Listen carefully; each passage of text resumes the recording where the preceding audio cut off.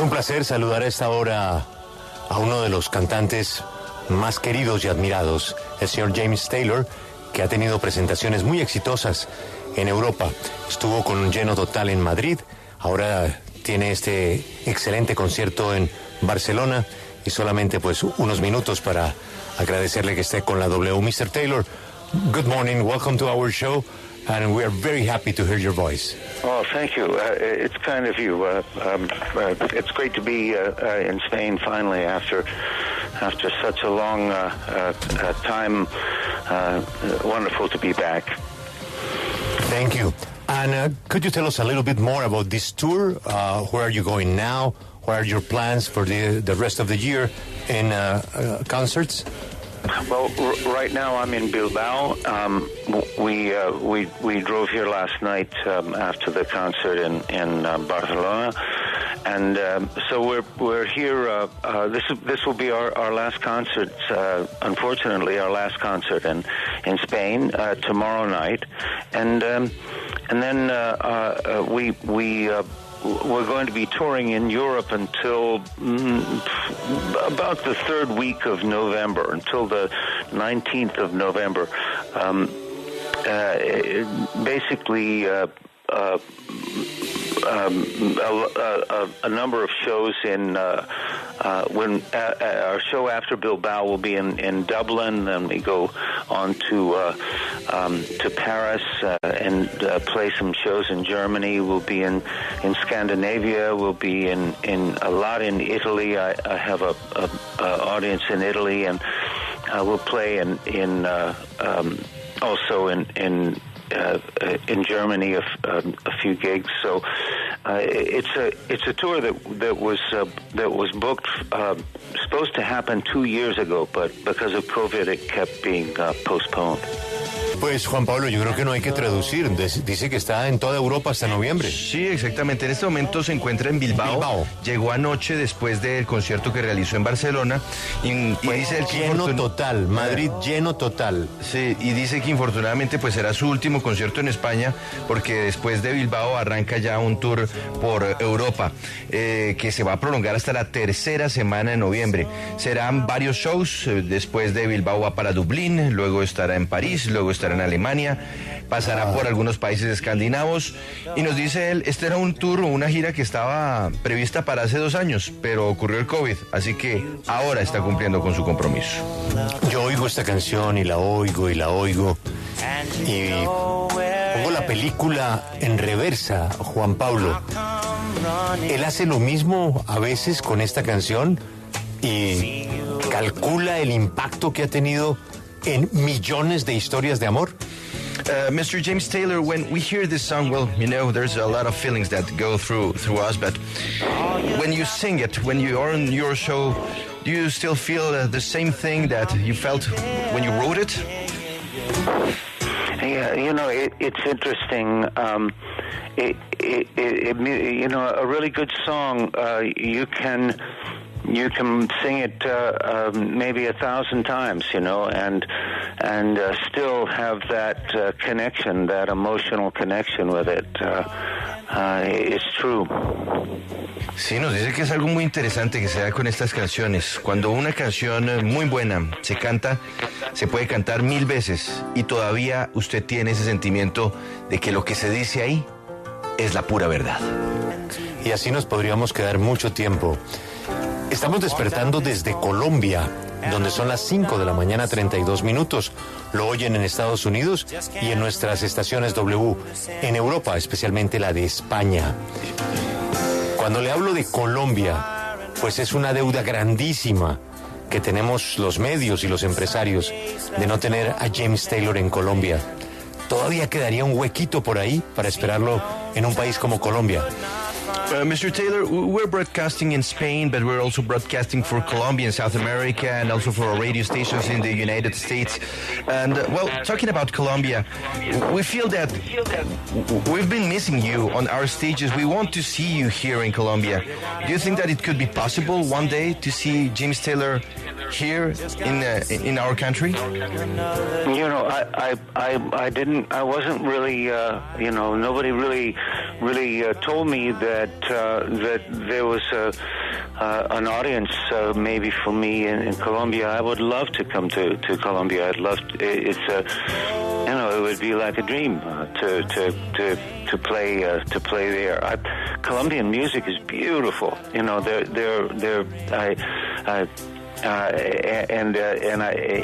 sure that it's a wonderful musical tradition there. So yeah, I'd love to come to Colombia. No necesita traducción. Nadie jamás le ha propuesto ir a Colombia. Y solamente tiene la impresión de que Colombia es un país bellísimo al que sería un sueño, like a dream. Con muy buena música, Colombia. Además. Y habla de la música de Colombia. Y esa es la otra pregunta. ¿Qué tanto sabe de Colombia? What do you know about Colombia, about our country? Well, it's just a very, a very rich culture, a very,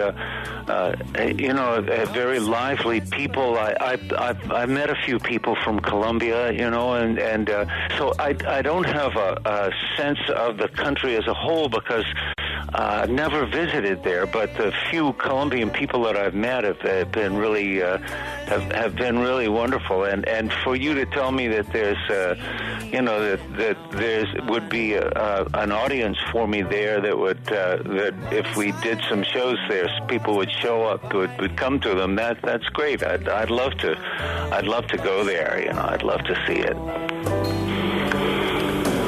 Bueno, Juan Pablo, no.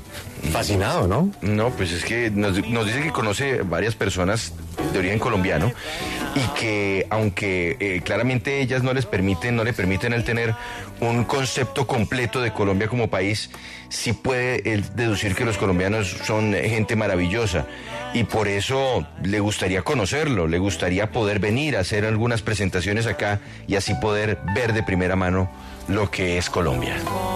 Muchas veces es fascinante saber lo que hay detrás de una canción.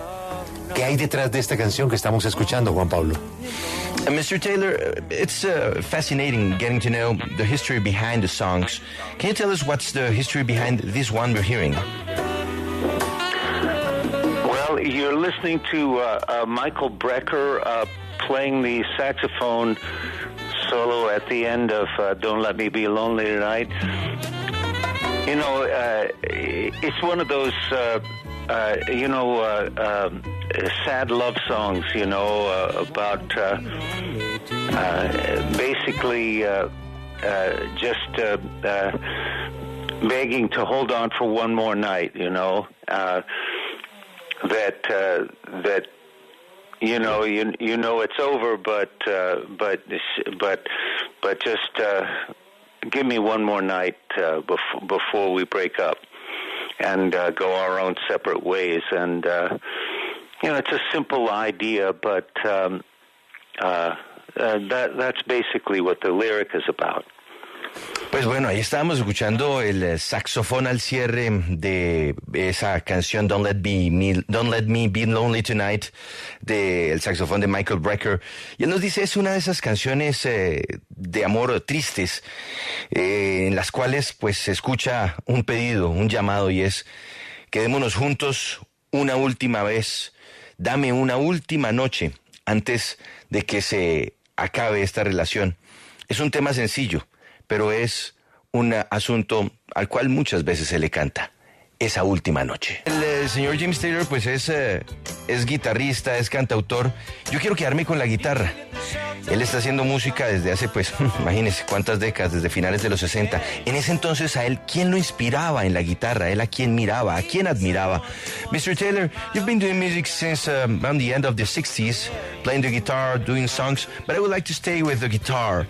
In those years, at the end of the 60s, which were the guitar players you admired, you followed, you wanted to be like them? Well, there's a guy named Ry Cooder. Ry Cooder is a guitar player. He was on the same record label as me. Do you know the Buena Vista Social Club? Those records. Yes. He was the one. Yes, of course. He was the one who got to do that. Yes, that's right. That was Ry Cooder was the person who produced those records, and he's a fantastic guitar player. He's always been my favorite. He has a record that was very important to me called Paradise and Lunch, and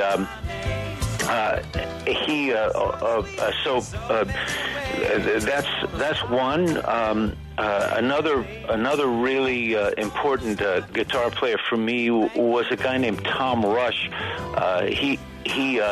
When he was a sort of a folk music player, and then of course I always loved Eric Clapton, Mark Knopfler. There's a jazz player named Pat Metheny. Pat Metheny's a fantastic player. I love the guitar, for sure. Bueno, nos dice por un lado que está este hombre llamado Ry Cooder, que estaba además en aquella época en el mismo sello discográfico con el que él trabajaba. Pues es el hombre del Buenavista Social Club, y nos dice, él hizo tantos discos, siempre ha sido su guitarrista favorito, y recuerda particularmente una de sus grabaciones, Paradise and Lunch. Pero nos dice que hay otros guitarristas que en su momento lo inspiraron y lo siguen inspirando. Por ejemplo, Tom Rush, que era un guitarrista de música folk, Eric Clapton, Mark Knopfler, y nos habla también de un hombre que toca la guitarra en el mundo del jazz, Pat Metheny. Esos son los guitarristas que están en su top y en su corazón. Hace pocos días lo vimos presentándose enfrente de la Casa Blanca en un evento para celebrar con el motivo de la ley de reducción de la inflación 2022. ¿Cómo le fue en esta presentación y qué opina de estos retos que ha estado afrontando el presidente Biden recientemente? A few weeks ago we just saw you doing a concert in front of the White House. How do you see the challenges that President Biden is facing nowadays?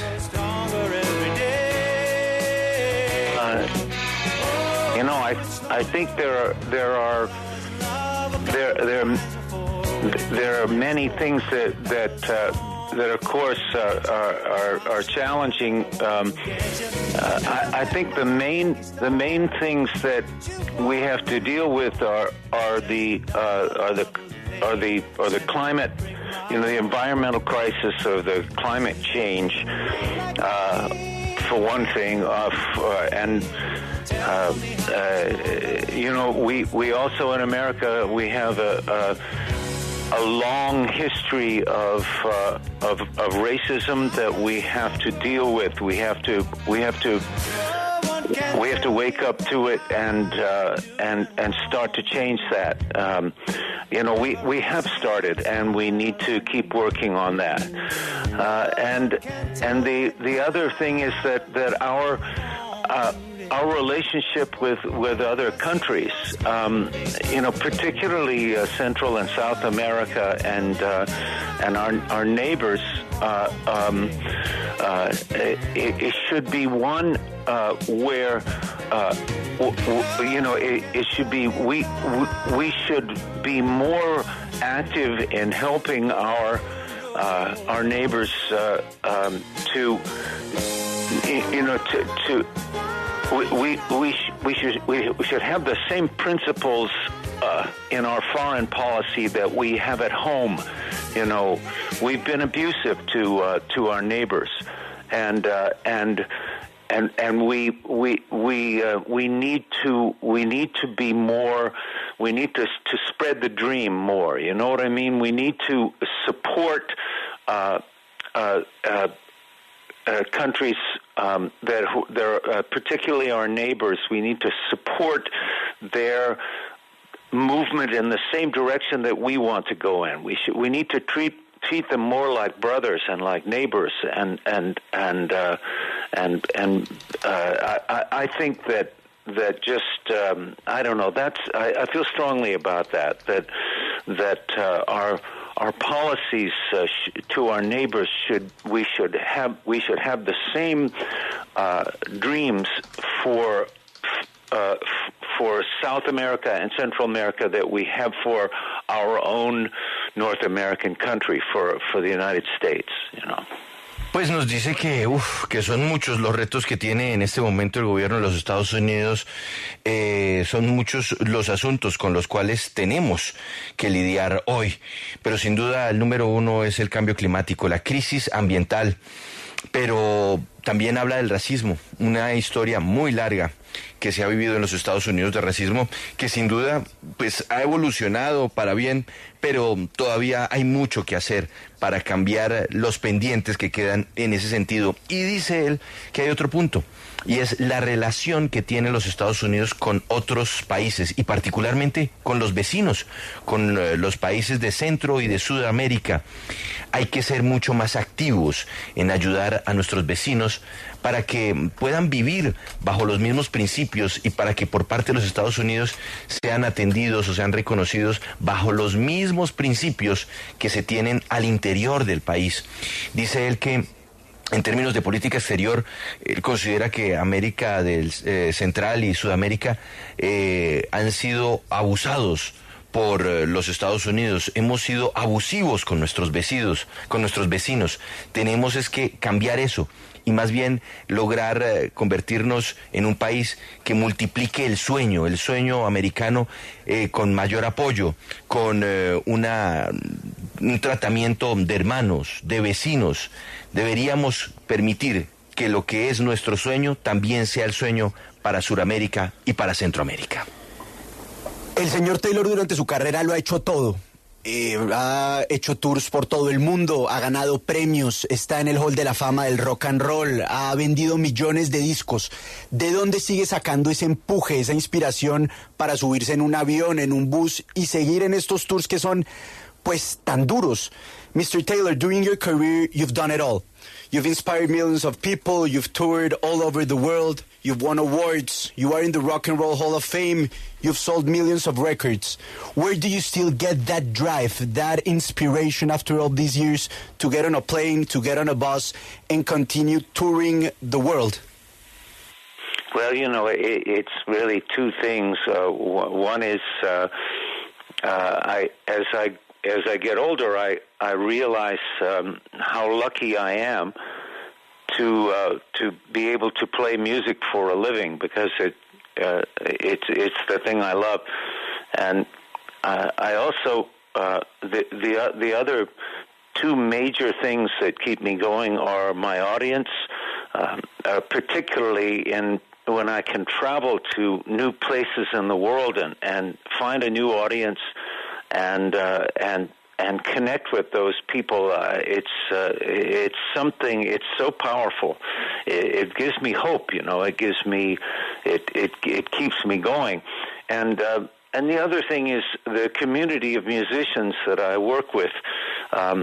The musicians I meet from other countries, but the players that I work with: Steve Gadd on the drums, Jimmy Johnson on bass, Mikey Landau on guitar, Larry Goldings on the piano, Luis Conte or Michito Sanchez on the percussion, and my singers and my horn players, and you know, it's like a family, it's like a community, and I love those people. I love my audience, and I love my band.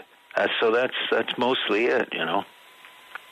Pues nos dice que esencialmente son dos cosas, Lucas. Una es que a medida que se ha hecho mayor, pues se da cuenta de lo afortunado que es de poder tocar y de hacer música para vivir.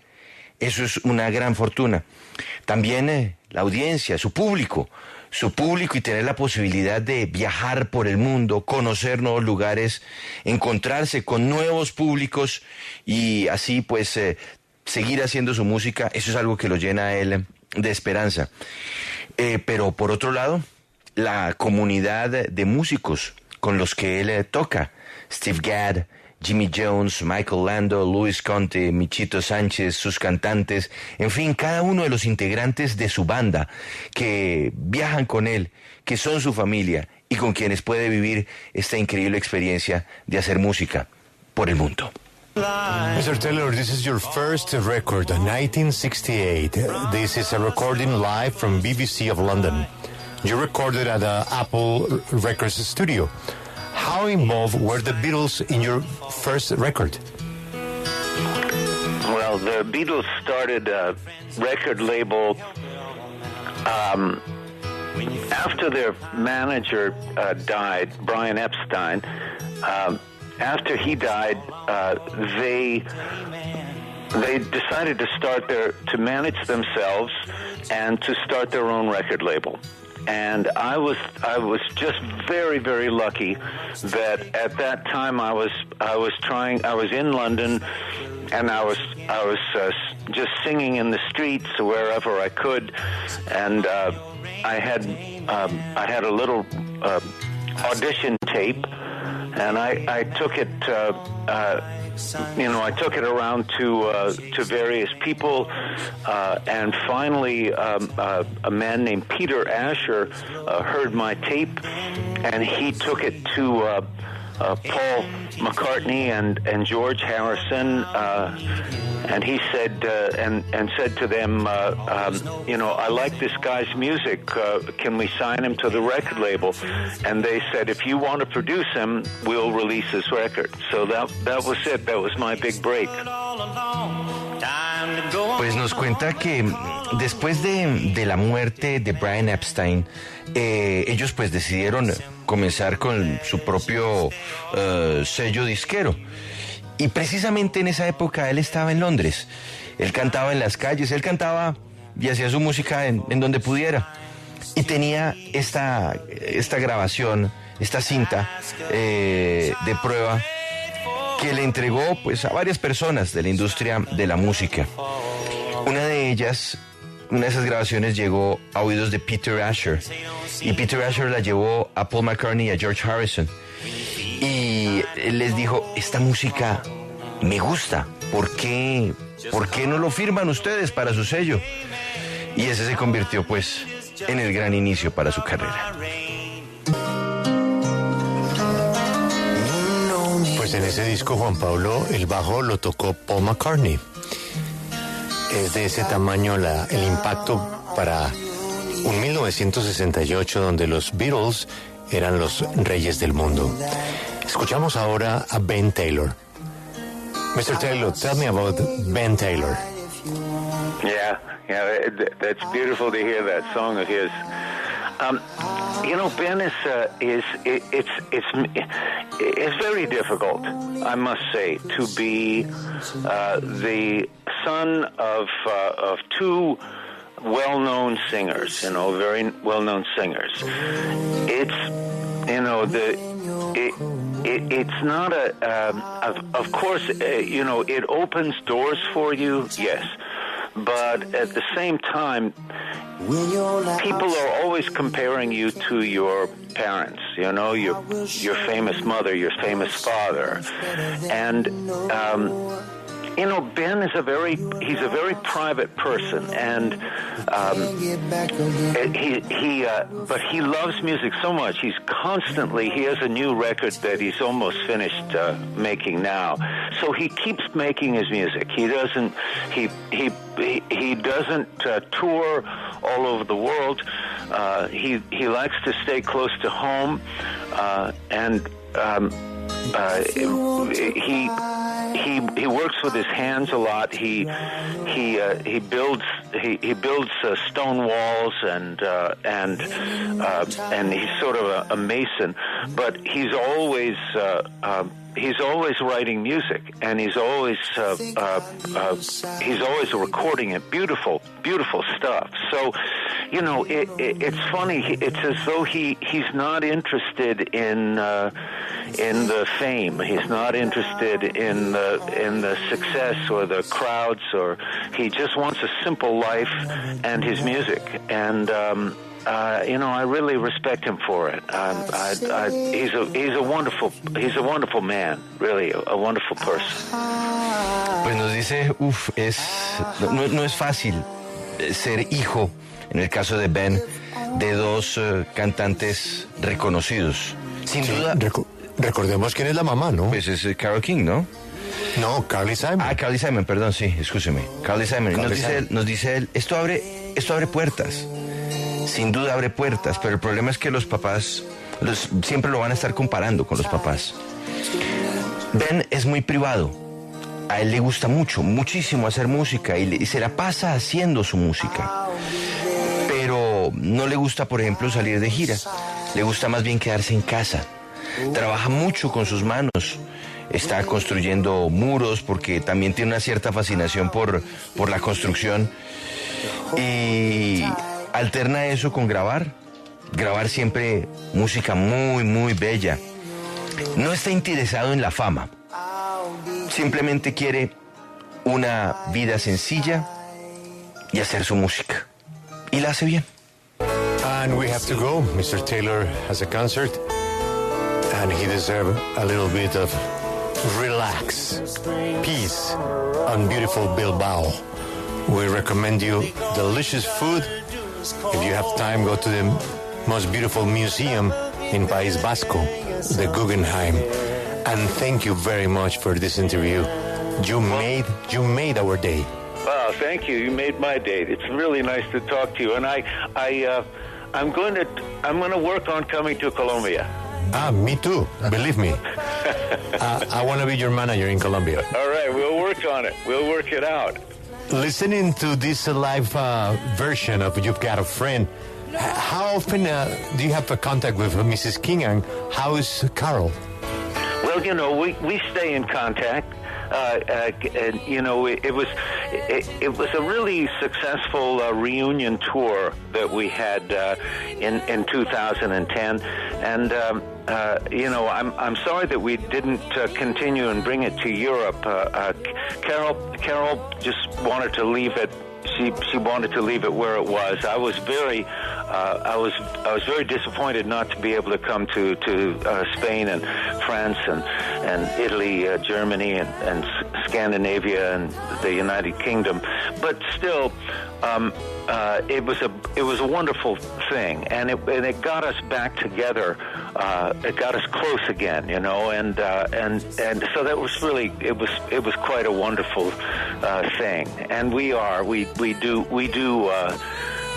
do talk from time to time. We see each other on sometimes music business events or that sort of thing. But yeah, Carol will always be my dear friend, and of course one of my favorite songwriters of all time. Please have a nice, very good afternoon in Bilbao, beautiful Bilbao. Thank you for your time, and believe me, it was an enormous honor to hear your voice. Well, thank you so much, and thank you for your time and attention too. This was a delight talking to you. Delight.